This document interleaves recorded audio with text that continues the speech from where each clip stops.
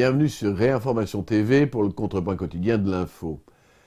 Paris double le prix du stationnement et les amendes qui lui sont liées.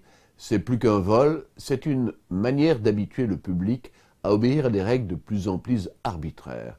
La voiture sert à la pédagogie du totalitarisme, comme on le voit aussi sur ces images de circulation alternée. Il y a quelques mois, une manipulation de l'indice de mesure de la pollution atmosphérique permettait aux socialistes d'imposer la circulation alternée à Paris, puis de se livrer à des contrôles massifs. Chose notable, la plupart des contrevenants avaient le sentiment de mal faire, sans pourtant qu'aucune étude scientifique n'ait justifié l'interdiction de conduire qui leur était faite. Aucune augmentation significative de la pollution n'était réellement mesurée, mais les plus réfractaires se sont quand même inclinés. Aujourd'hui, ce sont les parcs de stationnement, déjà trop rares et trop chers, qui suscitent l'inventivité de la municipalité. Elle assure que les amendes serviront à renflouer ses caisses. Avec ce prétendu aveu, elle se trompe et elle ment.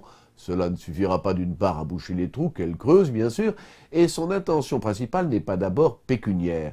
Il s'agit pour la ville de Paris, comme pour l'État, de contrôler les populations. Or, tout le monde a pu le constater, par les réjouissances du mondial, il est plus facile de matraquer ceux qui conduisent des voitures que ceux qui les brûlent. L'automobiliste est donc la principale vache à lait, le premier souffre-douleur du système depuis plus d'une décennie. Sous couleur de santé et d'environnement, on lui impose des règles qu'aucun dossier sérieux n'était et on lui fait payer cher toute infraction.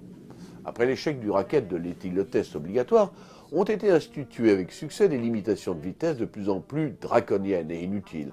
Sur le périphérique, par exemple, le 80, bientôt expérimenté aussi sur les routes secondaires. Les radars servent non seulement à remplir les caisses de l'État, mais surtout à ne laisser aucune chance aux contrevenants. L'autoroute est dégagée, il fait sec, votre véhicule est en bonne santé, vous-même en parfait état, mais vous ne couperez pas à la contravention. Avec l'ancien code de la route, vous deviez être maître de votre véhicule. Il était destiné à des adultes, des citoyens libres en quelque sorte. Aujourd'hui, nous devons répondre à des injonctions lancées par des autorités qui ne daignent pas s'expliquer. Le code est désormais fait pour des mineurs. L'État et la sécurité routière visent à encadrer au plus près des usagers qui n'ont pas leur mot à dire. Pas d'initiative surtout. C'est une façon d'assouplir progressivement les populations pour les soumettre. L'URSS en son temps avait expérimenté avec succès la méthode avec un procédé semblable, quoique un peu différent, l'organisation systématique de queues devant les magasins par la pénurie mesurée. Le but est toujours que le public s'habitue et juge le processus inévitable.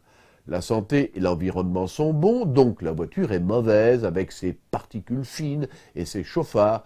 Ainsi le système veille-t-il à notre édification morale et surveille-t-il nos réactions, ou plutôt notre absence de réaction politique.